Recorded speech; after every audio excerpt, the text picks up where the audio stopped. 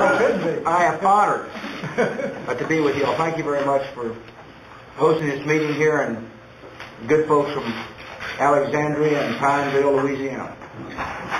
I have come to talk about the economic situation in the country. A lot of people down here in other parts of the country are wondering why a free market-oriented president made the decisions to to get the government buying stocks in banks, for example. Why would you do that? The answer is because I was deeply concerned about a financial crisis becoming so profound and so acute that it hurt the people and small business owners here in Alexandria and Pineville. That's why. If I felt that the crisis could be contained in Wall Street, then I'd have taken a different course of action.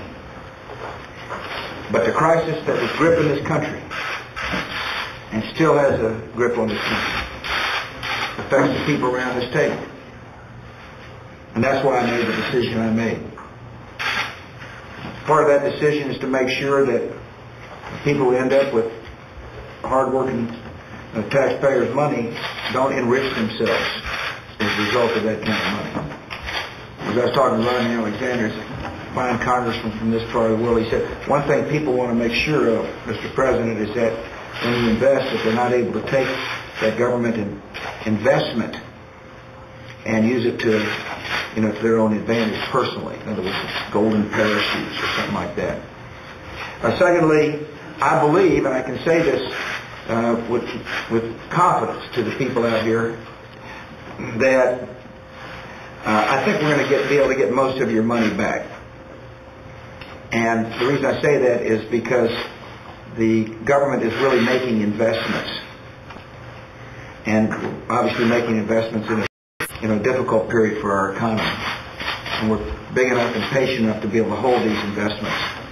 And plus, the investments are structured to encourage, for example, big banks, when they get back on their feet and get doing better, to buy back the shares, or get somebody else to buy back the shares.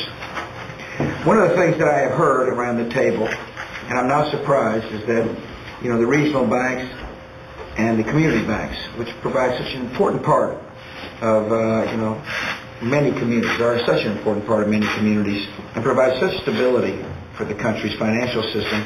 They're worried about being labeled with the same brush as some of the big banks that have had economic difficulties. I think the people in Alexandria need to know that community banks are strong, and they get good capital ratios, and they're healthy, and that's good. It's going to be very important for the small business sector. I am deeply concerned about the small business sector. 70% of new jobs in America are created by small business owners, and we've got small business owners with us today. And one of the problems facing small business owners is that they were very worried that their non-interest-bearing accounts in banks were not insured.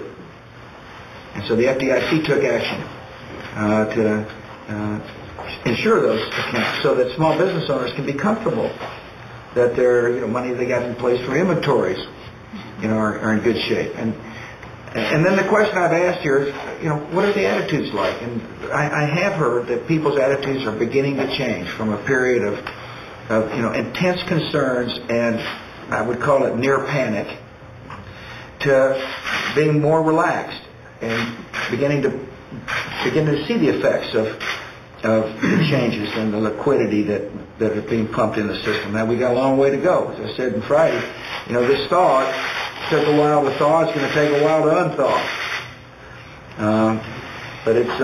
But the attitude here is a little different than it might have been a week ago. And so I want to thank you all very much for giving me a chance to come and visit with you. I'm very fond of this part of the country.